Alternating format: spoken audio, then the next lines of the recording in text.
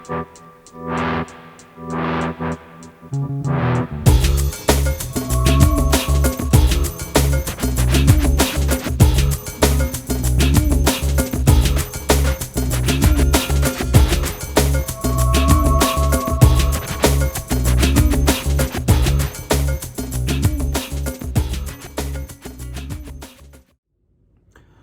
to Book Time with Ryan. I am Ryan, and today I'll be doing the Western Canon Tag. I was tagged by Greg from Another Bibliophile Reads, and this was originally created by Aaron Facer.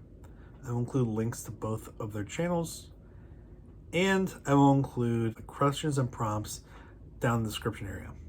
And I'm looking down at my computer where I have the prompts and a brief description, which I'll also include in the description area. In this tag, you can choose 20 books to represent your reading of Western literature. You can include books from any period or genre, and you can define Western literature as you will. Also, please feel free to choose a different number of books if you feel like 20 is too little or too few. I think it's too little or too many. This is a very wide open tag. And what you're going to find, what my answers are, they're pretty limited, even though there's a lot of room to work with here. So, number one, if you could choose 20 books to represent your reading of Western literature, how would you choose them? What would you look for? Well, I'm keying in on the represent your reading because there are a lot of options. And I am not a well-read person in a lot of genres, a lot of classical stuff, a lot of Western literature defining works. I don't have that background. So this is going to be representative books from authors I like who are Western writers, because it's my reading instead of reading in general.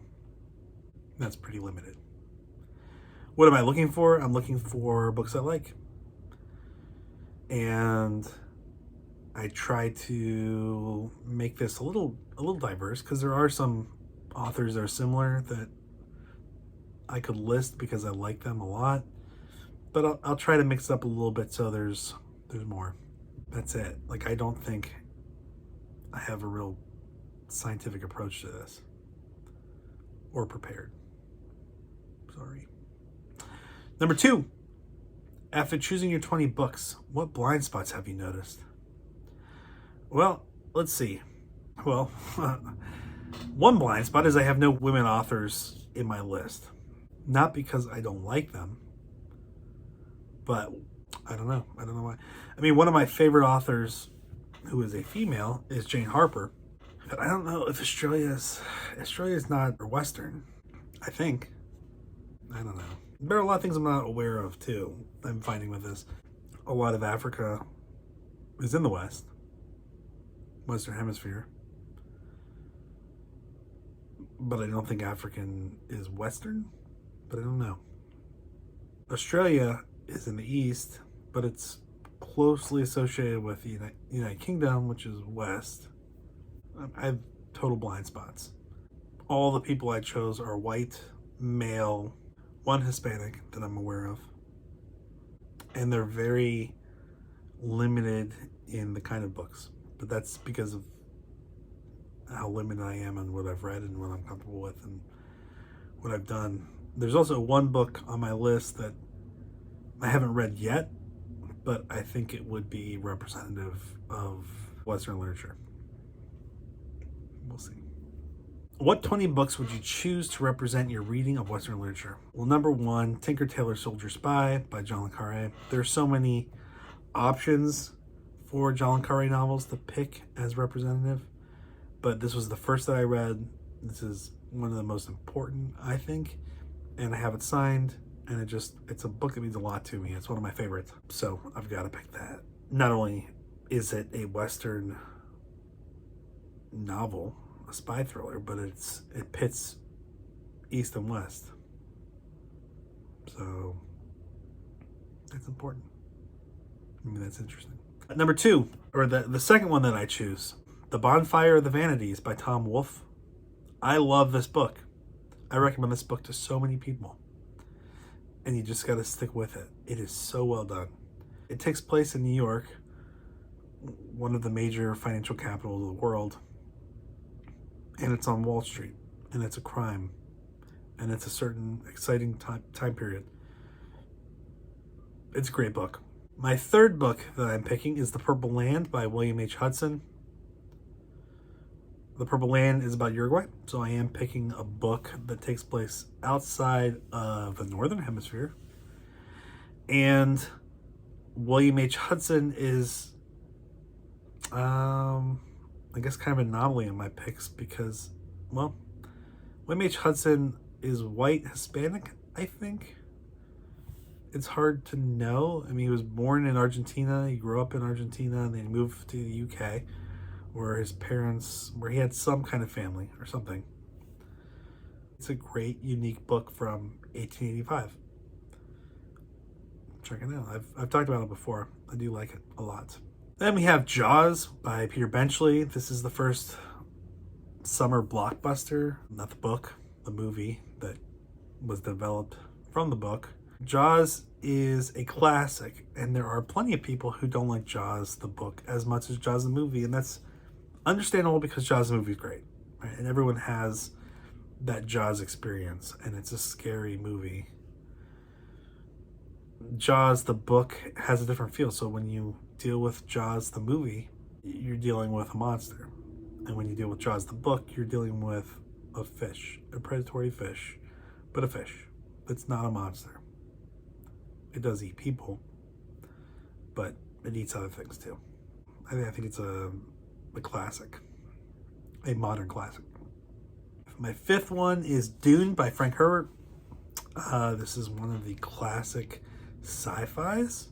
So I've had a spy thriller, whatever Purple Land is considered, a gaucho story, a finance kind of crime novel. Jaws we consider horror, but I'm not 100% sure. And this is really one of the defining sci-fi novels. Dune, amazing. I've only read Dune. I haven't read the rest. I was told that it drops off after Dune, but I don't know. What a ride. And I thought it was going to be really long, but I think it was long when it was written, but it's, by today's standards, not horrible. So, Dune. And then I picked Carry On Comfort by Dan Simmons. This was my first exposure to Dan Simmons. It was based entirely on the cover of the book, and I loved it. It turned me on to Dan Simmons. I've read so much since. This is kind of my horror pick. And it is a creepy, creepy book. So you should read it. I've recommended this book to everyone. It's not a vampire book. I don't like the description they have on the cover on what it is, but it's not vampires. Not as we think of them. And then I picked Pirate by Ted Bell. This is a spy thriller. It's more like a James Bondish kind of thing.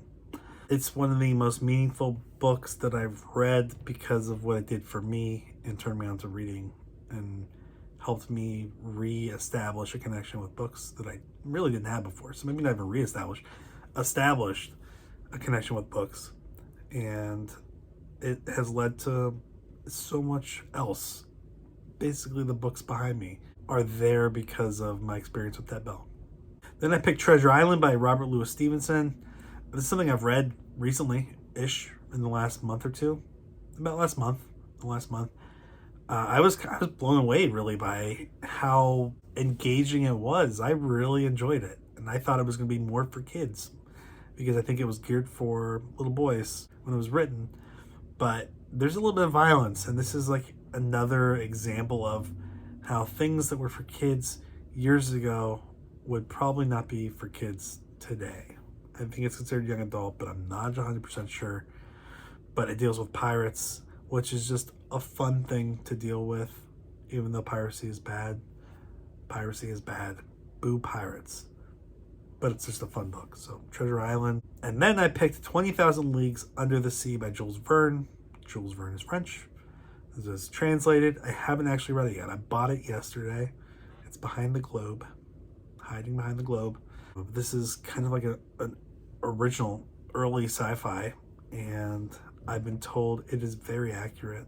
There are a lot of things that Jules Verne was well ahead of his time. So I'm looking forward to reading that. I'm going to read that relatively soon.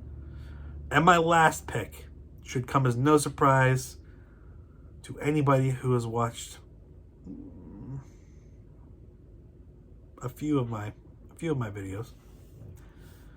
Moby-Dick, or The Whale, by Herman Melville. This is the great American novel. And because it's the great American novel, it is great Western canon. I read this year. I thought that it was going to be painful. And it was amazing. And it was just, it's a classic. It's accurate. It's entertaining. And it was so much of what I wanted and more that it has to be on here. And it's one of the most important books, I think, in U.S. literature and Western literature. And any Western canon list should probably have Moby-Dick on it. Certainly representative of American literature, which is a major part of the West. It talks about whaling, sperm whales, a major industry, the 1800s especially, and one of my favorites. So that's it. Western Canon Tag. Thanks to Aaron Facer for creating this, and thanks to Greg for tagging me. I'm going to tag one person. I'm going to tag Emma at Emmy. I like her videos. I think they're fun. They're fun, serious videos. They're not all serious, but they make serious points about literature, and I think she just has so many good options. She's read some really great stuff, and I feel like she really knows books. And I'd love to hear what she would put in her top 20. So, pretty sure Emma doesn't watch this channel at all, has no idea it exists, but she's tagged. She's tagged for a pretty straightforward tag. Western Canon Tag. Thanks for being here today. I will talk to you later.